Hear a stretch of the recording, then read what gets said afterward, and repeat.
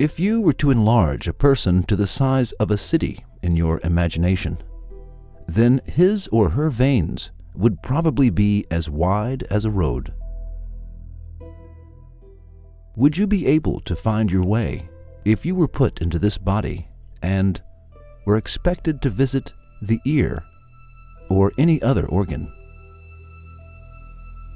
We, who have difficulty finding the exit door in a large building and who ask several others where an address in our locality is, probably would never reach the ear.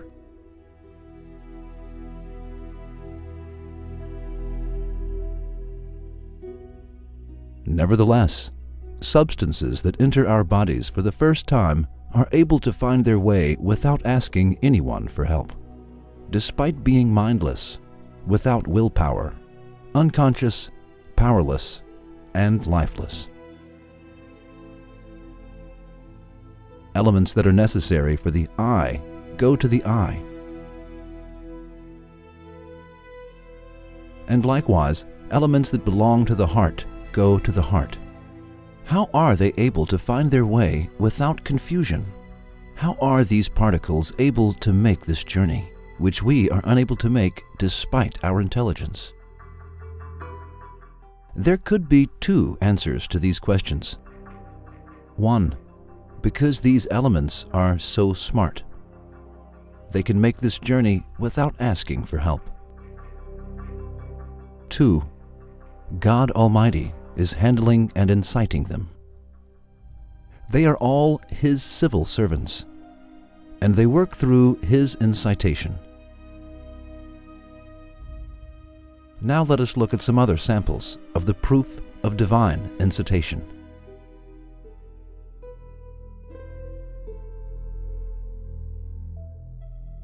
We see the movement of birds to different lands when migration season arrives. Birds like bee-eaters, quail, and starlings are able to migrate 7,000 kilometers. A Central European stork migrates 10,000 kilometers and flies 150 kilometers per day. However, the migratory champion is the Arctic tern that can travel 25,000 kilometers. Yes, you haven't misheard. Exactly 25,000 kilometers. Now think of this. You go out on a trip with your car. An address that is 25,000 kilometers away from you, a place that is practically on the other side of the world, is given to you, and you are expected to go there. You do not have a map, a compass, any road signs to guide you, or anyone to ask for directions. You are expected to find and follow the shortest route. Now let us forget about the shortest route and say that we have settled for the longest route. Is it possible for you to complete this trip and find the given address with your intelligence and knowledge?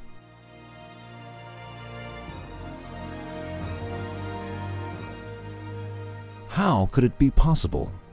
How can a person who is unable to find the exit door in a large building be able to complete a trip of 25,000 kilometers? Then how can an Arctic tern complete a journey that a human is unable to make?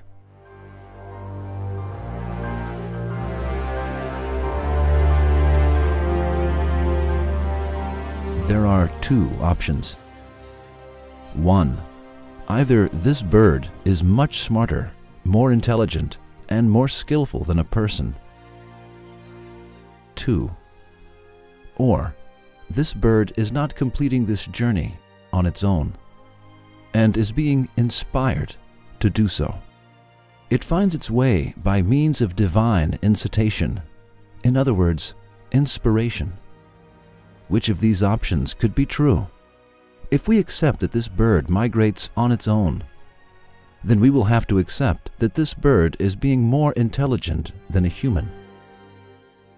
A creature that can achieve something that a human is unable to do must certainly be smarter than a human.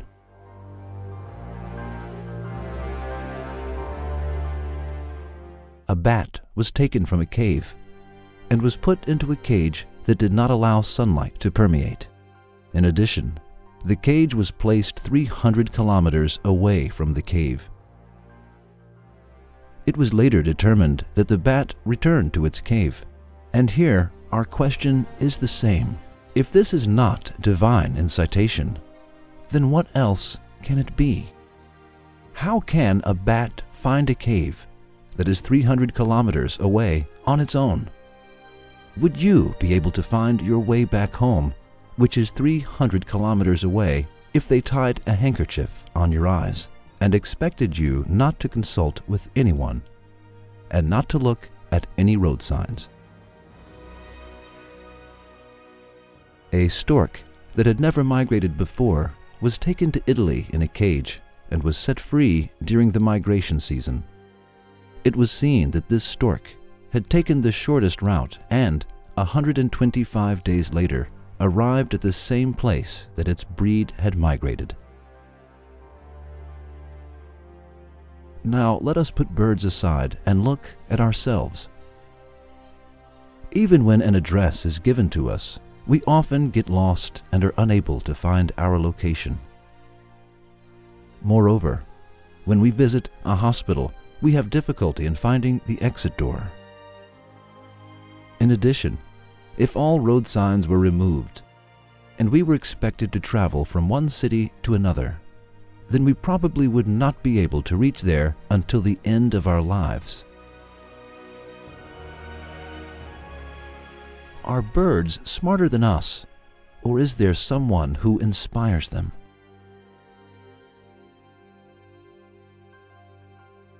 In that case, by disaffirming God, it becomes possible to accept that one is dumber than a bird.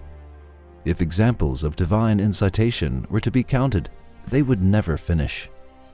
We plan to share with you one last account that we find very interesting and believe will astonish you. By recounting this incident, we will complete this proof.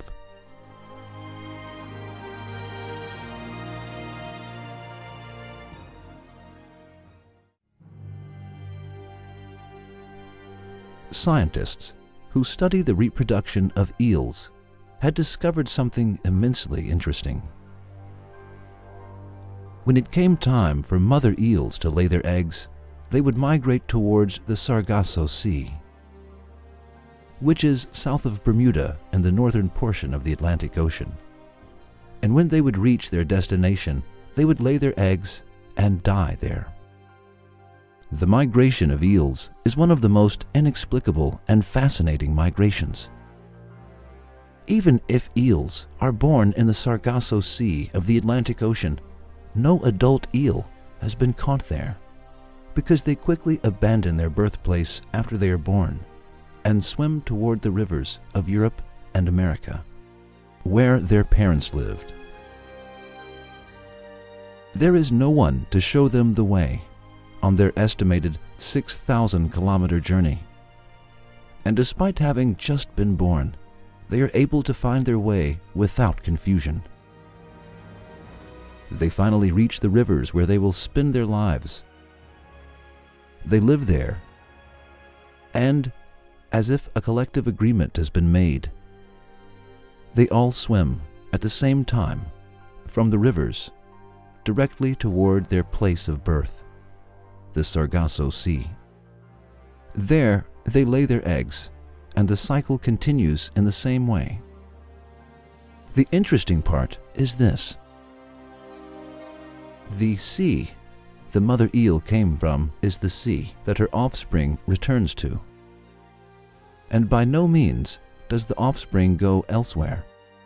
If we do not accept that this journey is realized through God's inspiration, then we must find reasonable answers to the following questions. 1. Why do the mother eels participate in such a long and tiresome migration that will result in their death?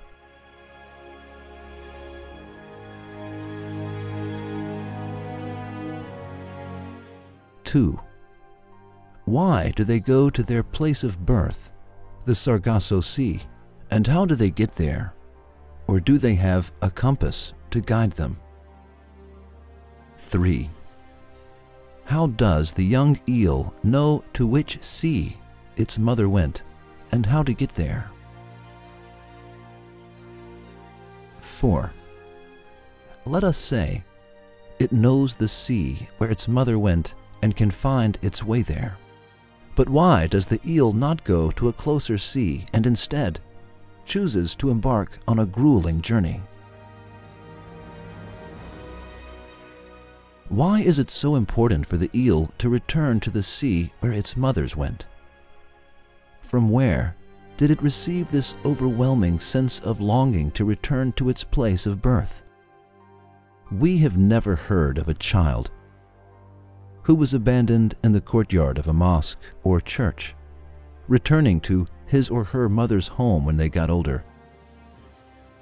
How can a young eel accomplish something that a human who is the smartest and most intelligent of creatures cannot do?